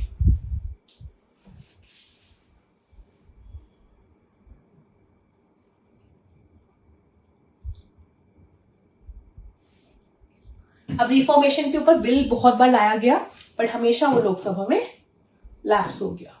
और लैप्स का मतलब क्या होता है ये तो आपको पता होगा, आपने कॉन्स्टिट्यूशन में पढ़ा, ठीक है। Next is your expiratory theory. Expiratory something जो पूरा की पूरा मॉरल्स पे बेस्ड है। It is a view that repentance मतलब पछतावा और expiration for the offender itself is punishment. मतलब कोई भी पछतावा कर ले कि मेरे से गलती हो गई, हाँ ये नहीं करना चाहिए था, है ना, तो वो पनिशमेंट ही हो गई। अब ये जो है ये थ्योरी थी, ऐसा नहीं है कि नहीं थी, और ये यूज भी होती थी पुराने टाइम में, मनुस्मृति, हिंदू लॉ, ये सब। बट एट प्रेजेंट ये नहीं है क्योंकि मॉरल्स पे बेस्ड है एंड लॉ एंड मॉरल्स हमारे यहाँ पे बहुत जगहों पे ओवरलैप नहीं करते हैं, ठीक है। So as I told you after this मैं आपको पैरोल पढ़ाऊंगी एंड पैरोल सिर्फ यही नहीं पढ़ाऊंगी, जब हम प्रिजन रिफॉर्म्स करेंगे तो उसमें भी मैं आपको पैरोल पढ़ाऊंगी, ठीक है। So let's see parole in India as a concept finds in an original military law. Prisoners of war were granted interim release so that they could return to their home, समझाऊंगी, and live as a part of the society for some time on the promise of returning when the time ends. So with the passage of time, parole becomes a part of criminal justice administration of India to provide prisoners with opportunity to spend some time being to the society. However, it could only be granted to a prisoner if such prisoner had some good part of his sentence already. देखो payroll क्या था, payroll ना जब पहले के time में था military law में, वैसे सैनिक जाते थे, है ना, जब वो जाते थे तो पहले फोन होते नहीं थे, वो जा रहे अपनी फैमिली से दूर जा रहे, 8-8-9-9 महीने रह रहे हैं, तो जब उन्होंने एक अच्छा खासा काम कर लिया कुछ महीने का तो उनको छुट्टी मिलती थी कि आप जाओ अपनी फैमिली के पास रह के आओ एंड फिर वापस काम पे आओ। तो सोसाइटी में आप रह के आओ तो छुट्टी मिलती थी।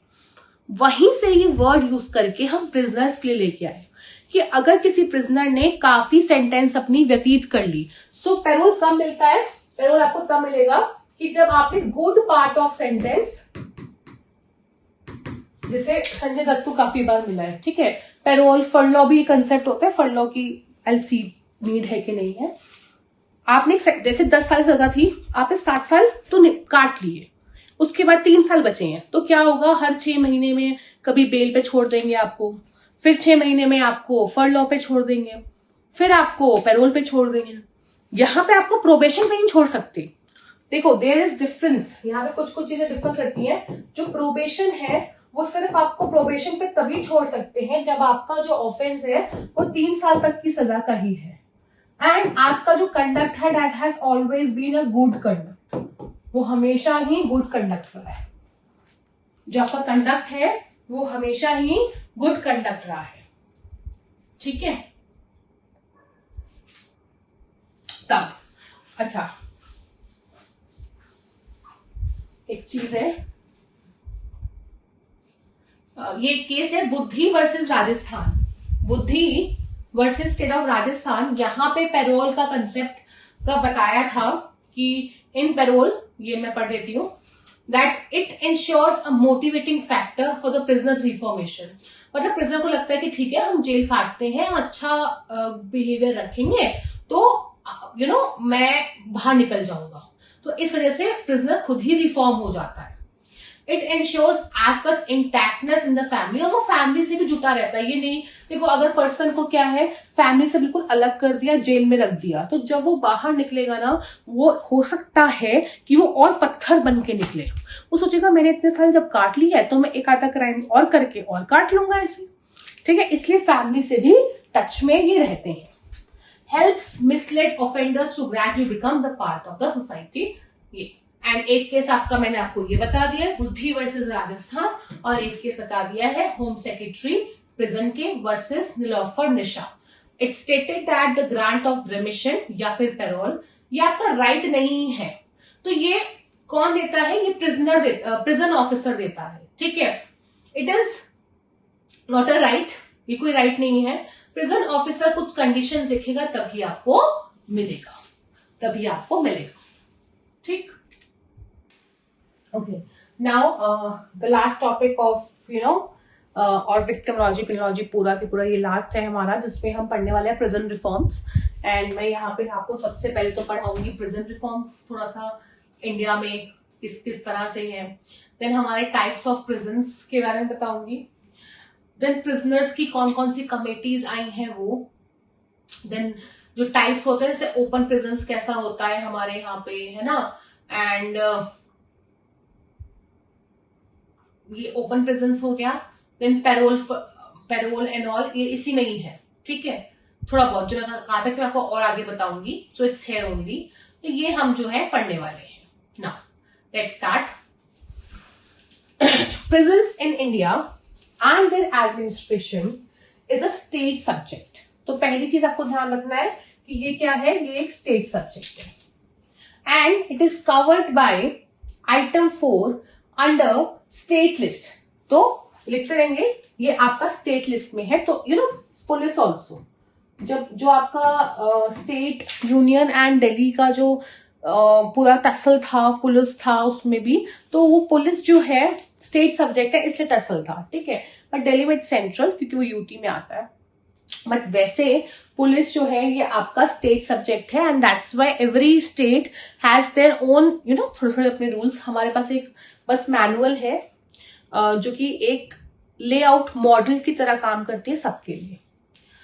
Prisons in India and their administration is a state subject covered by item 4 under the state list in the 7th schedule of the constitution, ठीक है। So the management and administration of prisons falls exclusively in the domain of the state governments। तो ये आपका पूरा की पूरा state government में fall करता है। एंड सबसे पहली बार वो जो है ये हमारा प्रिजनर्स एक्ट 1894 में आया था, सबसे पहली बार।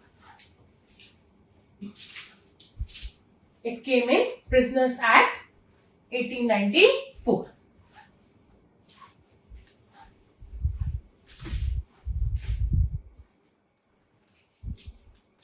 And the prison manuals of respective state and government. Thus, the states have the primary role, responsibility and authority to change this current day-to-day सब कुछ। तो ये हमारा किस एक्ट में है, सब कुछ प्रिजन्स का, ये आपको लर्न करना है, इट इज मोस्ट इंपॉर्टेंट। उसके बाद ये तो प्रिजन एक्ट है, यहाँ पे प्रिजन्स की बात कर रही है ना। प्रिजनर्स एक्ट आया था आपका 1900 में। फिर उसके बाद जो एक्ट आया that was transfer of prisoners act 1950। That was transfers of prisoners act 1950।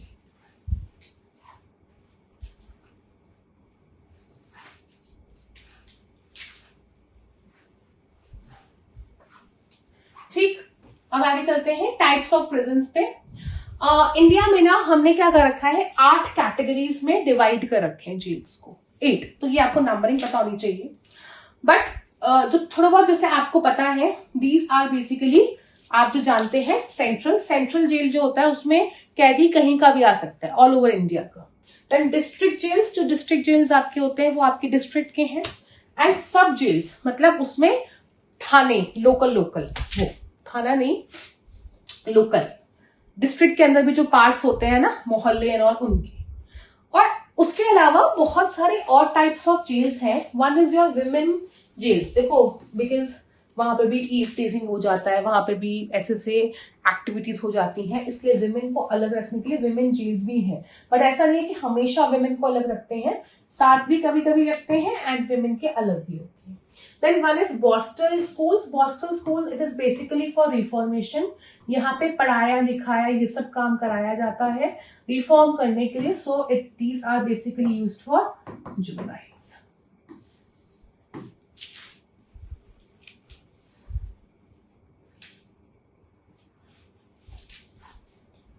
Then उसके बाद है आपका ओपन जेल। ओपन जेल्स के बारे में आपको आगे बताऊंगी।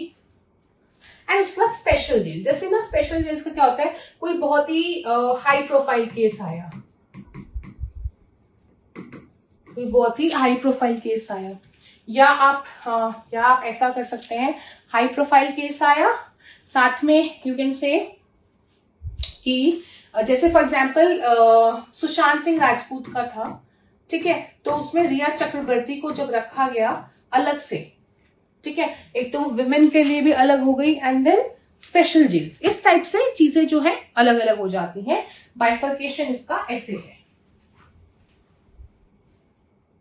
ठीक है। अब बात करते हैं प्रिजनर्स रिफॉर्म की, कि रिफॉर्म्स के लिए कब कब क्या क्या कैसे कैसे जो है चीजें आई। So prior independence and post independence देखते हैं। हम बात करते हैं इंडिपेंडेंस से पहले की। प्रायर जो है हमारे पास प्रेजेंट डिसिप्लिन कमेटी आई थी सबसे पहले। तो ये ना आपको ऑप्शन में पूछेंगे कि कौन सी प्रिजनर से लिंक्ड है, तो just you need to know the name. ये सबसे इंपॉर्टेंट है, मैक्यूले, बिकॉज आईपीसी में भी आपने सुना होगा ना, लॉर्ड मैक्यूले ने आईपीसी ड्राफ्ट किया है, वो हो गया। The next is second commission of inquiries, वो भी इस पर बेस्ड है। Then jail reform committee 1946 इस पे बेस्ड है। इंडियन जेल रिफॉर्म्स, इसमें ये इंपॉर्टेंट है, बाकी आप जितना पढ़ सकते हो उतना पढ़ लो, मैं इरेज कर देती हूं, आप स्क्रीनशॉट ले लो।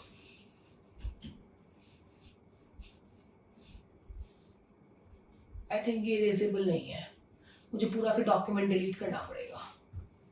हाँ, नहीं हो जाएगा।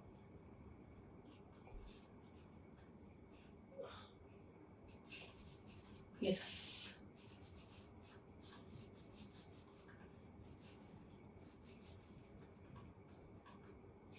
ठीक।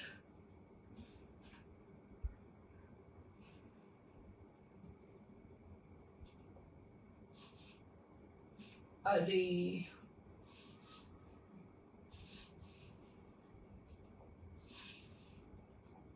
ठीक है, अब आगे चलते हैं, पोस्ट की बात करते हैं। सो पोस्ट में यहां पे we have this is important, Pakwasa committee. ये सबसे, यहाँ पे मैक्यूले कमेटी इंपॉर्टेंट है, यहाँ पे पकाशा कमेटी इंपॉर्टेंट है, then this Mulla committee important है, and Krishna Iyer committee is important. ये सारी की सारी ये इंपॉर्टेंट है, ठीक। ये आप नोट कर लें, फिर हम आगे चलते हैं। After this there is role of non custodial methods. जैसे हम रिफॉर्मेशन की बात कर ही रहे हैं, है ना, तो हेयर पेरोल, रेमिशन, प्रोबेशन, तो ये सब चीजें आती हैं। पेरोल मैं आपको समझा चुकी हूँ ऑलरेडी। रेमिशन मतलब कम कर देना, प्रोबेशन भी समझा चुकी हूँ। ओपन प्रिजन्स के बारे में थोड़ा सा हम समझते हैं। Taking inspiration from Anglo-American developments in the correctional field of penology, the Indian penologists were convinced that India also cannot tackle its crime problem by putting criminals in the prison cells. क्योंकि क्या है ना, crime rate बढ़ा जा रहा है। तो जब इतना क्राइम रेट बढ़ रहा है, हम हर के तिहाड़ जेल अगर आप जाएंगे, डबल ट्रिपल मतलब 10-10 गुना कैपेसिटी से ज्यादा लोग रखे गए हैं। कोविड के टाइम पे इसलिए निकाला गया था प्रिजनर्स को, बिकॉज कोविड फैल रहा था। मान रहे हैं इस बात को, कोविड जो है बार बार फैल रहा था, इसलिए प्रिजनर्स को जो है निकाला गया था। तो ओपन प्रिजन का कंसेप्ट इसीलिए लाया गया था बिकॉज ये पता लग गया था कि India also can not tackle its crime problem by putting criminals in the prison cells. So the institution of open prison seems to be a viable alternative to harsh punishment system. The whole thrust in these open prison institutions is to make sure that after the release, the prisoners may not relapse into the crimes, and for this purpose, they are given incentives to live in a normal life. तो open prison में basically क्या होता है, जो prisoners होते हैं वो जैसे नॉर्मल लाइफ है ना, आपने कहीं ना मूवीज में देखा भी होगा, वो जा रहे हैं दूर दूर तक, रेलवेज की साइड पे काम कर रहे हैं, लकड़ी काट रहे हैं, कचरा इकट्ठा कर रहे हैं, ये सब कर रहे हैं। तो वो प्रॉपर वर्क करते हैं, सुबह उठेंगे, सबकी ड्यूटीज हर मंथ अलग अलग होंगी, वो जाएंगे, कोई कचरा साफ करेगा, कोई कुछ करेगा, ठीक, कोई कुछ करेगा, and they are properly given the wages, the payment for that. अब वो चाहे वो वेजेस जो है अपने पति पत्नी को दे दे, फैमिली को दे दे, चाहे खुद रखें। तो जब पैसा कमाते हैं ना तो इंसान सही रहता है, खाली बैठना और शैतान का घर होता है। तो these are the open prisons. मतलब बेसिकली आपको ओपन प्रिजन में क्या है, आप नॉर्मल लाइफ जी रहे हो, आप सुबह उठ रहे हो, आप काम कर रहे हो, खाना खा रहे हो लोगों के साथ बैठ के, सब कुछ, रात को बस सोने अपने, हो सकता है जेल में जा रहे हो, ठीक है, और लेकिन आप रहे उस एरिया में रहे हो जो कि पुलिस अथॉरिटीज ने डिसाइड करी है, जो कि आपकी पुलिस अथॉरिटीज ने डिसाइड करी है, आप रहे उसी एरिया में रहे हो बस, ठीक है, ये चीज है। आगे चलते हैं। So the whole thrust in these open prison institutions is to make assure that after release the prisoners may not relapse into the crimes, and for this purpose they are given incentives to live in a normal life, work on the fields or career occupation, ये सब, ठीक है। There are minimum security prisons. These are minimum security. हाँ, वही, मतलब यहाँ पे बहुत ही कम सिक्योरिटी, सीसीटीवी लगा देंगे, बट कोई पुलिस हटे आपके पीछे नहीं है, आपके हाथ पे वो सब ये नहीं करेंगे, तो ये सब चीजें रहती हैं, ठीक। देन उनको हर महीने 15-15 दिन के रेमिशंस भी मिल जाते हैं कि आपको उस टाइम पे काम नहीं करना, बाहर जाना किसी भी मंथ में। और ये इंपॉर्टेंट है यहाँ पे कि सबसे पहली बार जो है उत्तर प्रदेश में ओपन प्रिजन फर्स्ट खुला था, जो कि लखनऊ में था, और जो कि जस्ट इंडिपेंडेंस के 2 साल के बाद 1949 में खुल गया था, ठीक। उसके बाद तो वेरियस स्टेट्स, और आज के टाइम में बहुत जगहों पे हैं, ऑलमोस्ट हर स्टेट पे है, ठीक है। अब आगे चलते हैं।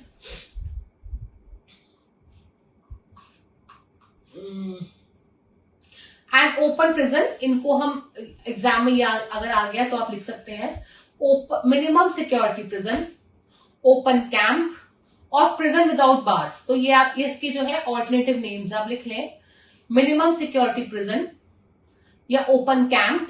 कहीं आप सोचो कैंप तो नहीं हो सकता प्रिजन, ठीक, या prison without bars is a prison which is open in 4 respects. It is open to prisoners, so यहां पे वो मार्केट जाते हैं, दिन में वापस शाम में आते हैं, प्रॉपर काम करते हैं। ओपन इन सिक्योरिटी, मतलब यहां पे ना ओपन प्रिजन, ओपन क्यों, एक तो ओपन टू प्रिजनर्स मतलब खुले में कहीं जाओ, दूसरा ओपन टू सिक्योरिटी, सिक्योरिटी उनके ऊपर नहीं होती है। Then open organization and open to public, मतलब बाहर के लोग, बाकियों में क्या होता है, लोग आते हैं, परमिशन लेते हैं, मीटिंग टाइम होता है, तो ये 4 आप लिख लेंगे कि ओपन किस किस में है।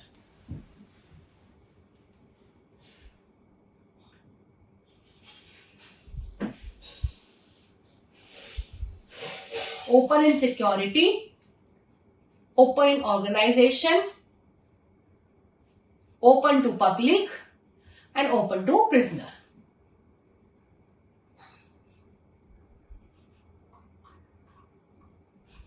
Now, it is a kind of authority and the nature of management transfer to the inmates and the degree of freedom from the physical restraints that should be the real measure of openness of the open prison.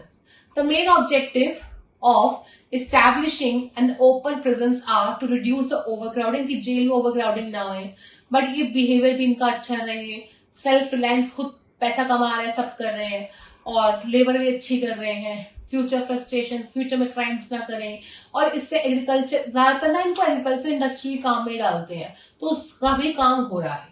ठीक है, तो सबसे पहला India में तो मैं आपको बता चुकी हूँ, उत्तर प्रदेश में हुआ था, 1953 में हुआ था, लखनऊ में हुआ था, not Lucknow basically, for the construction open prison जो कैंप लगा था for the construction of dam over Chandraprabha river near Banaras Varanasi जो है, बट वर्ल्ड में it's in Switzerland and that too in 1891, that too in 1891। ये आपका ये हो गया।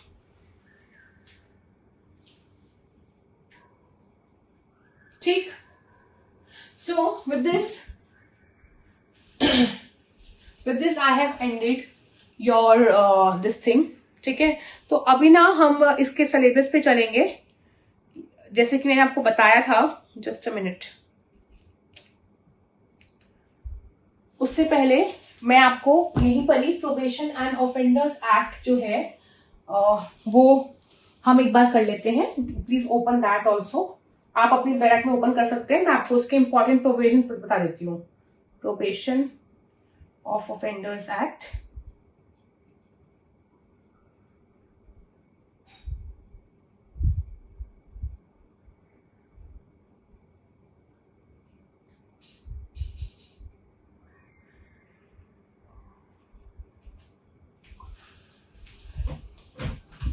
या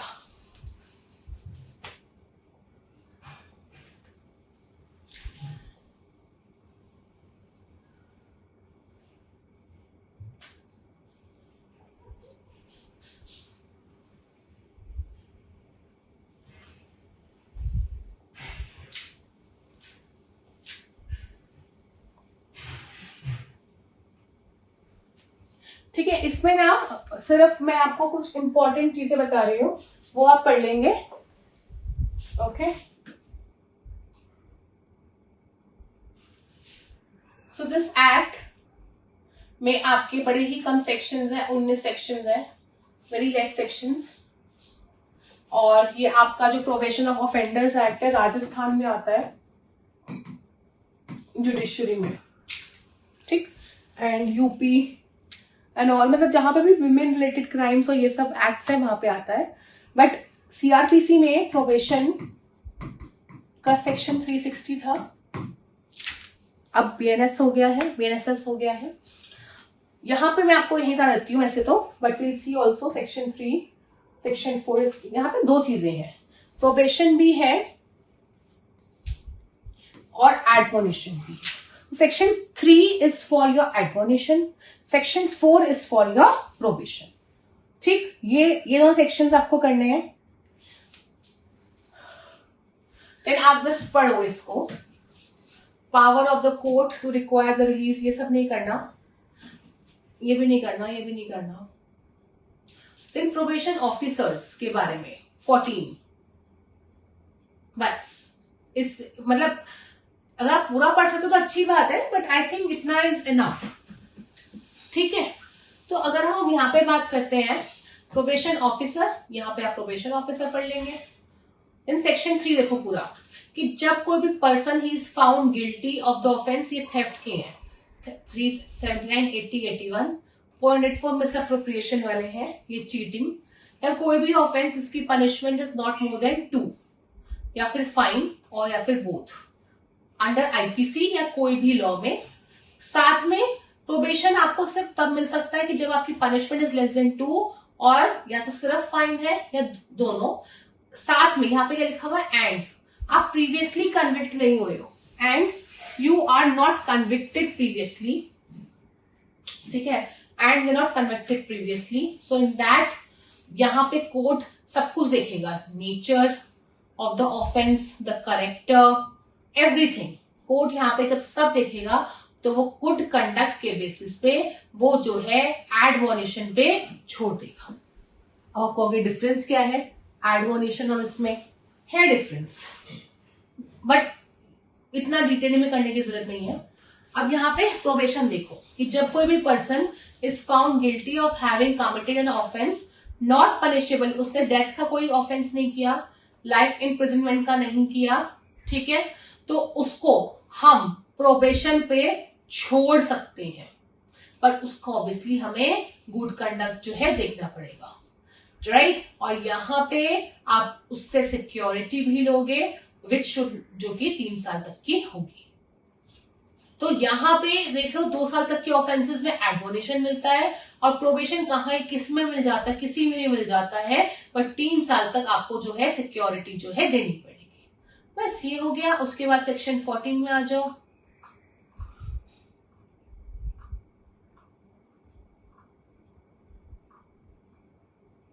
कि जो प्रोबेशन ऑफिसर है उसकी ड्यूटीज कहां पे है, वो 14 में, दैट्स इट। और 13 बोलता है कि प्रोबेशन ऑफिसर को कौन अपॉइंट करेगा, स्टेट गवर्नमेंट अपॉइंट करेगी, या स्टेट गवर्नमेंट के बिहाफ पे कोई पर्सन करेगा, या एक्सेप्शनल केसेस में, ठीक है, सिर्फ कोर्ट करेगा एक्सेप्शनल केसेस में। ये आप और जान सकते हैं, क्लियर। तो ये आपका बेयर एक्ट जो है प्रोबेशन का हो गया है पूरा। इसके बाद ना यहाँ पे स्पेस है ना, okay, just a second.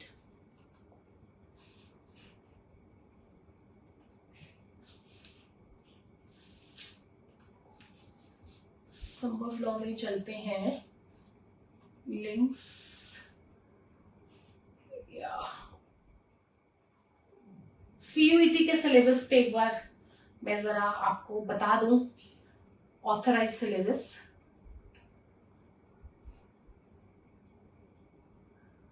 Outs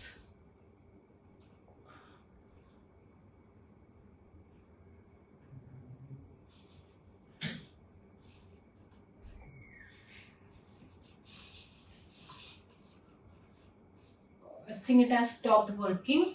चलो कोई बात नहीं, let's try one more time, otherwise मैं आपको बता दूंगी लिख के ही।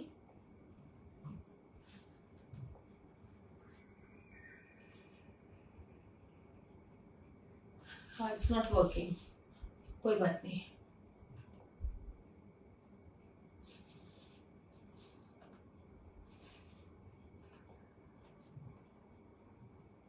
Now, with this, we have come towards the end of your this thing, penology and victimology, ठीक है। जो हमारा सिलेबस था ना स्टूडेंट्स, penology and victimology का, मैंने आपको एक एक चीज बता दी है। We have done each and everything. Just open again the syllabus. मैंने आपको एकदम स्टार्टिंग में बताया था victimology and penology के कि आपका सिलेबस क्या है क्या नहीं है, और मैं अब आपको एकदम एंड में बता रही हूँ, ठीक। एक सेकेंड मैं ओपन कर लेती हूँ। इट वुड बी गुड अगर वो ओपन हो जाता, but it's taking a time.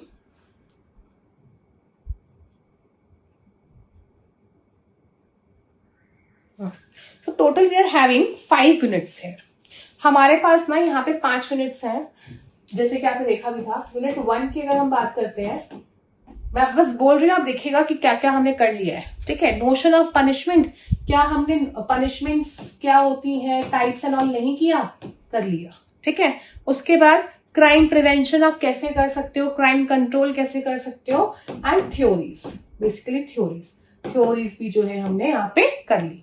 तो यूनिट 1 तो आपका ये हो गया। यूनिट 2 की बात करते हैं। इन यूनिट 2 वी डिड, क्या हमने काइंड्स ऑफ पनिशमेंट्स नहीं किए, है ना? यहां पे हमने काइंड्स ऑफ पनिशमेंट्स किए थे, ब्रांडिंग, ये सब। देन सेंटेंसिंग पॉलिसी कि क्या कैपिटल पनिशमेंट मिलना चाहिए, क्या नहीं मिलना चाहिए। फिर कैपिटल पनिशमेंट अलग से भी दे दिया। ये आपका यूनिट 2 हो गया।